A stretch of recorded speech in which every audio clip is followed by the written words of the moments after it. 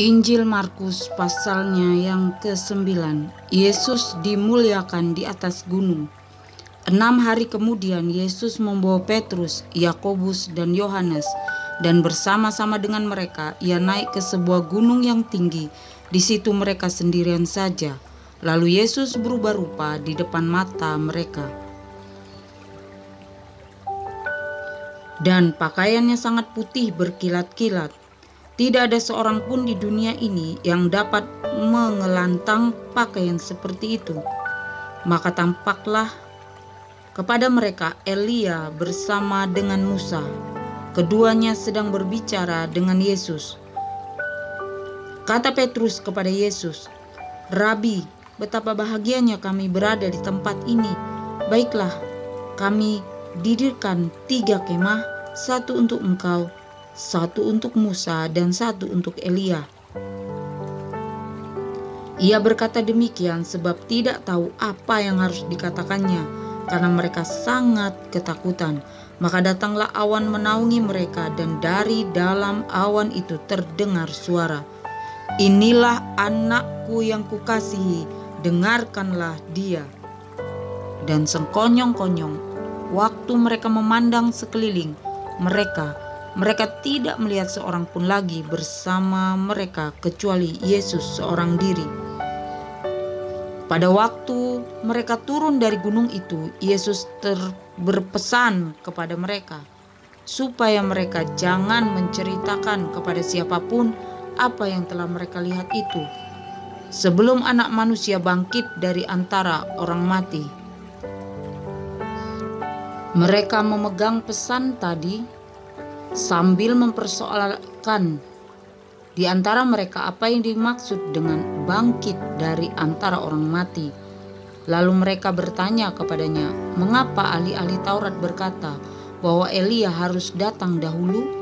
Jawab Yesus, "Memang Elia akan datang dahulu dan memulihkan segala sesuatu.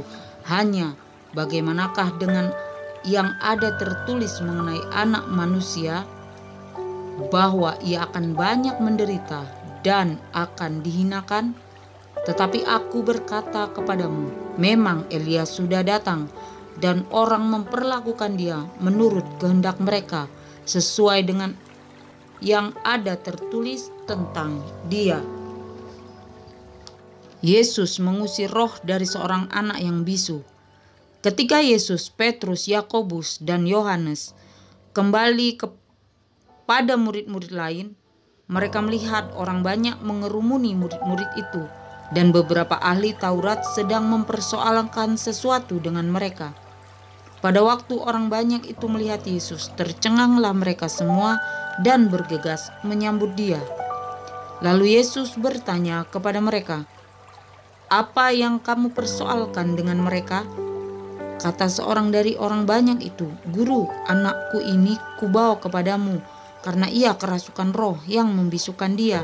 Dan setiap kali roh itu menyerang dia, roh itu membantingkannya ke tanah, lalu mulutnya berbusa, giginya berkertakan, dan tubuhnya menjadi kejang.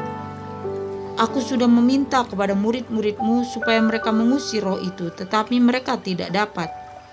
Maka kata Yesus kepada mereka, "Hai kamu angkatan yang tidak percaya, berapa lama lagi aku harus tinggal di antara kamu?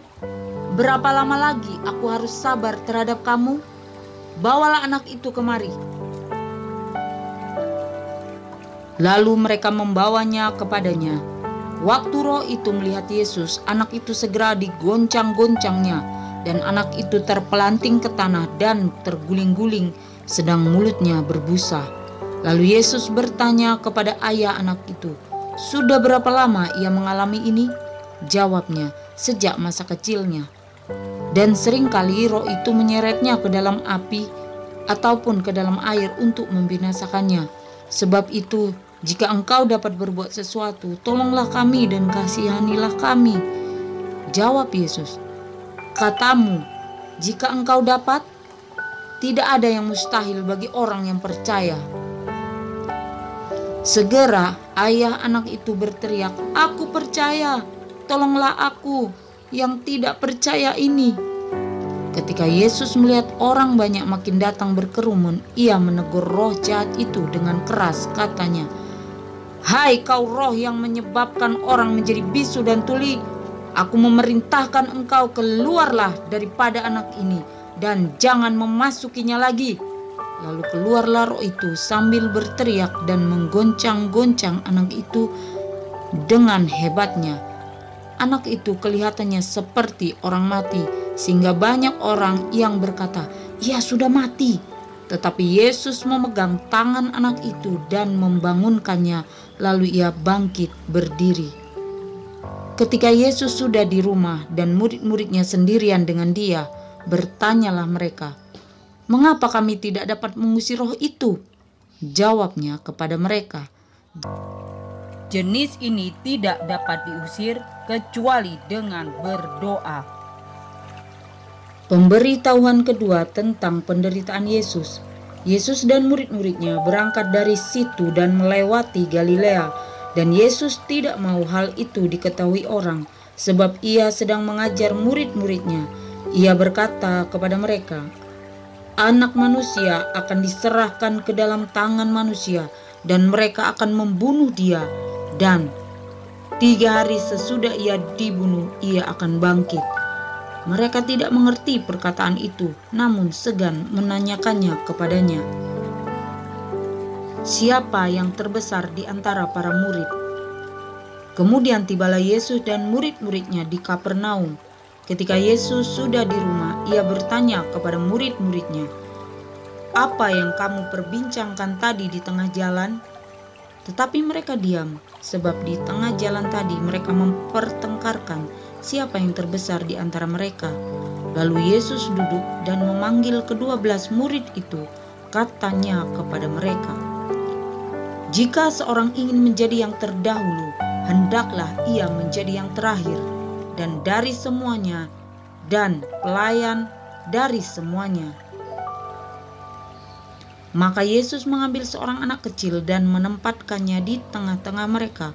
Kemudian ia memeluk anak itu dan berkata kepada mereka, "Barang siapa menyambut seorang anak seperti ini dalam namaku, ia menyambut aku. Dan barang siapa menyambut aku, bukan aku yang disambutnya, tetapi dia yang mengutus aku."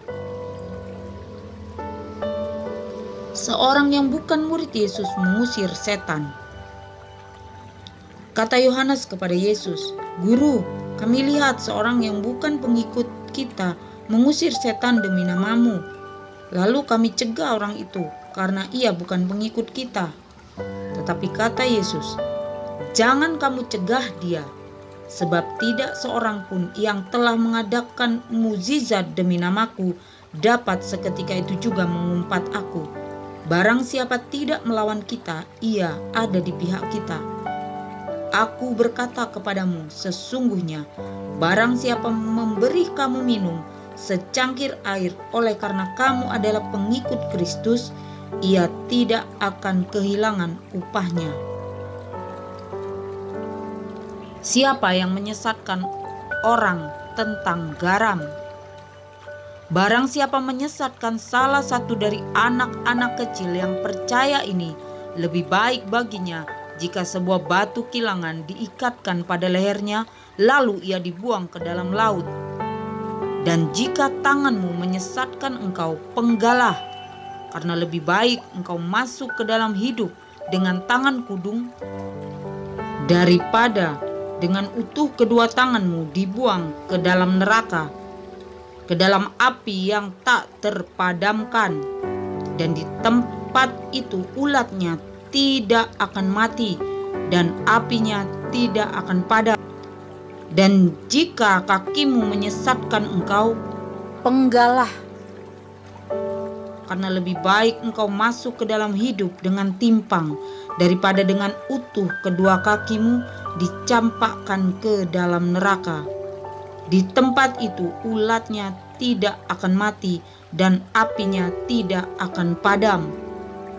Dan jika matamu menyesatkan engkau, cungkilah, karena lebih baik engkau masuk ke dalam kerajaan Allah dengan bermata satu daripada dengan bermata dua dicampakkan ke dalam neraka, di mana ulat-ulat bangkai tidak mati dan api tidak padam. Karena setiap orang akan digarami dengan api. Garam memang baik, tetapi jika garam menjadi hambar, dengan apakah kamu mengasinkannya? Hendaklah kamu selalu mempunyai garam dalam hidupmu dan selalu hidup berdamai yang seorang dengan yang lain. Injil Markus pasalnya yang ke-10. Perceraian. Dari situ Yesus berangkat ke daerah Yudea dan ke daerah seberang sungai Yordan, dan di situ pun orang banyak datang mengerumuni dia, dan seperti biasa ia mengajar mereka pula. Maka datanglah orang-orang Farisi dan untuk mencoba Yesus, mereka bertanya kepadanya, apakah seorang suami diperbolehkan menceraikan istrinya? Tetapi jawabnya kepada mereka, apa perintah Musa kepada kamu? Jawab mereka, Musa memberi izin untuk menceraikannya dengan membuat surat cerai.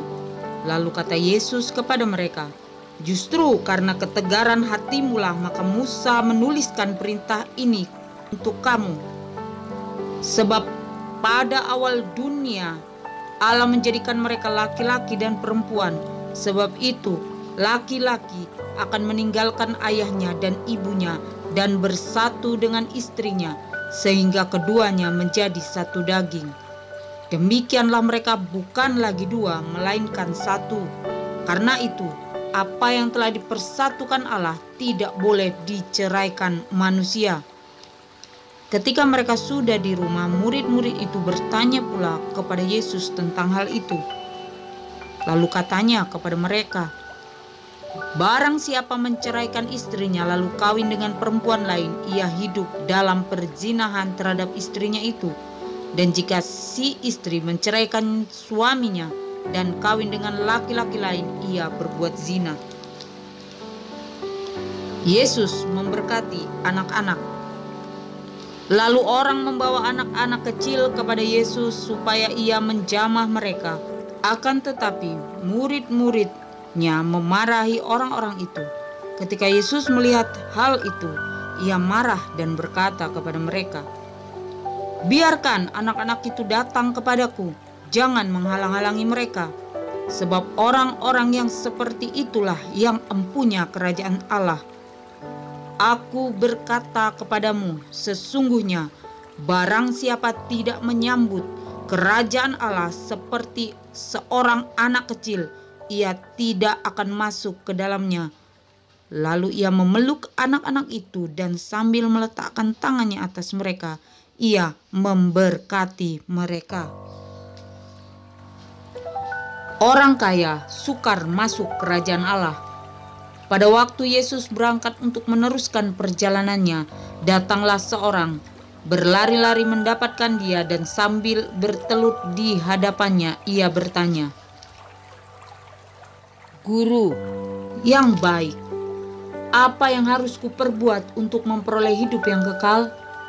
Jawab Yesus, mengapa kau katakan aku baik? Tidak seorang pun yang baik selain daripada Allah saja. Engkau tentu mengetahui segala perintah Allah. Jangan membunuh, jangan berzina, jangan mencuri, jangan mengucapkan saksi dusta, jangan mengurangi hak orang, hormatilah ayahmu dan ibumu. Lalu kata orang itu kepadanya, Guru, semuanya itu telah kuturuti sejak masa mudaku. Tetapi Yesus memandang dia dan menaruh kasih kepadanya, lalu berkata kepadanya, hanya satu lagi kekuranganmu. Pergilah, jualah apa yang kau miliki dan berikanlah itu kepada orang-orang miskin, maka engkau akan beroleh harta di sorga. Kemudian datanglah kemari dan ikutlah aku. Mendengar perkataan itu, ia menjadi kecewa, lalu pergi dengan sedih sebab banyak hartanya. Lalu Yesus memandang murid-muridnya di sekelilingnya dan berkata kepada mereka, alangkah sukarnya orang yang beruang masuk ke dalam kerajaan Allah. Murid-muridnya tercengang mendengar perkataannya itu. Tetapi Yesus menyambung lagi, anak-anakku, alangkah sukarnya masuk ke dalam kerajaan Allah. Lebih mudah seekor unta melewati lubang jarum daripada seorang kaya masuk ke dalam kerajaan Allah. Mereka makin gempar dan berkata seorang kepada yang lain, "Jika demikian, siapakah yang dapat diselamatkan?" Yesus memandang mereka dan berkata, "Bagi manusia hal itu tidak mungkin, tetapi bukan demikian bagi Allah, sebab segala sesuatu adalah mungkin bagi Allah." Upah mengikuti Yesus. Berkatalah Petrus kepada Yesus, "Kami ini telah meninggalkan segala sesuatu dan mengikut Engkau."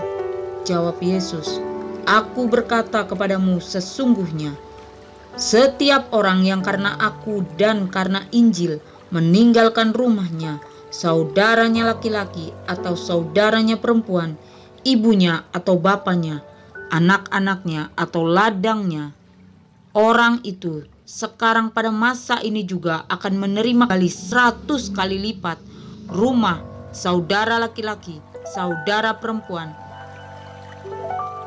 ibu, anak dan ladang, sekalipun disertai berbagai penganiayaan, dan pada zaman yang akan datang ia akan menerima hidup yang kekal. Tetapi banyak orang yang terdahulu akan menjadi yang terakhir, dan yang terakhir akan menjadi yang terdahulu. Pemberitahuan ketiga tentang penderitaan Yesus. Yesus dan murid-muridnya sedang dalam perjalanan ke Yerusalem, dan Yesus berjalan di depan. Murid-murid merasa cemas, dan juga orang-orang yang mengikuti dia dari belakang merasa takut. Sekali lagi Yesus memanggil ke-12 muridnya, dan ia mulai mengatakan kepada mereka apa yang akan terjadi atas dirinya. Katanya, "Sekarang kita pergi ke Yerusalem, dan Anak Manusia akan diserahkan kepada imam-imam kepala dan ahli-ahli Taurat, dan mereka akan menjatuhi dia hukuman mati. Dan mereka akan menyerahkan dia kepada bangsa-bangsa yang tidak mengenal Allah, dan ia akan diolok-olokkan, diludahi, disesah, dan dibunuh. Dan sesudah 3 hari ia akan bangkit." Permintaan Yakobus dan Yohanes bukan memerintah, melainkan melayani. Lalu Yakobus dan Yohanes, anak-anak Zebedeus, mendekati Yesus dan berkata kepadanya, "Guru, kami harap supaya Engkau kiranya mengabulkan suatu permintaan kami." Jawabnya kepada mereka, "Apa yang kamu kehendaki aku perbuat bagimu?" Lalu kata mereka, "Perkenankanlah kami duduk dalam kemuliaan-Mu kelak, yang seorang lagi di sebelah kanan-Mu dan yang seorang di sebelah kiri-Mu." Tetapi kata Yesus kepada mereka, "Kamu tidak tahu apa yang kamu minta. Dapatkah kamu meminum cawan yang harus kuminum dan dibaptis dengan baptisan yang harus kuterima?" Jawab mereka, "Kami dapat." Tetapi Yesus berkata kepada mereka, "Memang kamu akan meminum cawan yang harus kuminum dan akan dibaptis dengan baptisan yang harus kuterima. Tetapi hal duduk di sebelah kananku atau di sebelah kiriku, aku tidak berhak memberikannya. Itu akan diberikan kepada orang-orang bagi siapa itu telah disediakan." Mendengar itu, ke-10 murid yang lain menjadi marah kepada Yakobus dan Yohanes. Tetapi Yesus memanggil mereka lalu berkata, "Kamu tahu bahwa mereka yang disebut pemerintah bangsa-bangsa memerintah rakyatnya dengan tangan besi, dan pembesar-pembesarnya menjalankan kuasanya dengan keras atas mereka. Tidaklah demikian di antara kamu. Barang siapa ingin menjadi besar di antara kamu, hendaklah ia menjadi pelayanmu. Dan barang siapa ingin menjadi yang terkemuka di antara kamu, hendaklah ia menjadi hamba untuk semuanya. Karena Anak Manusia juga datang bukan untuk dilayani, melainkan untuk melayani, dan untuk memberikan nyawanya menjadi tebusan bagi banyak orang." Yesus menyembuhkan Bartimeus. Lalu tibalah Yesus dan murid-muridnya di Yeriko, dan ketika Yesus keluar dari Yeriko bersama-sama dengan murid-muridnya dan orang banyak yang berbondong-bondong, ada seorang pengemis yang buta bernama Bartimeus, anak Timeus, duduk di pinggir jalan. Ketika didengarnya bahwa itu adalah Yesus orang Nazaret, mulailah ia berseru, "Yesus, anak Daud, kasihanilah aku." Banyak orang menegur supaya ia diam, namun semakin keras ia berseru, "Anak Daud, kasihanilah aku." Lalu Yesus berhenti dan berkata, "Panggillah dia." Mereka memanggil orang buta itu dan berkata kepadanya, "Kuatkan hatimu, berdirilah, ia memanggil engkau." Lalu ia menanggalkan jubahnya, ia segera berdiri dan pergi mendapatkan Yesus. Tanya Yesus kepadanya, "Apa yang kau kehendaki supaya aku perbuat bagimu?" Jawab orang buta itu, "Rabuni, supaya aku dapat melihat." Lalu kata Yesus kepadanya, "Pergilah, imanmu telah menyelamatkan engkau." Pada saat itu juga melihatlah ia, lalu ia mengikuti Yesus dalam perjalanannya.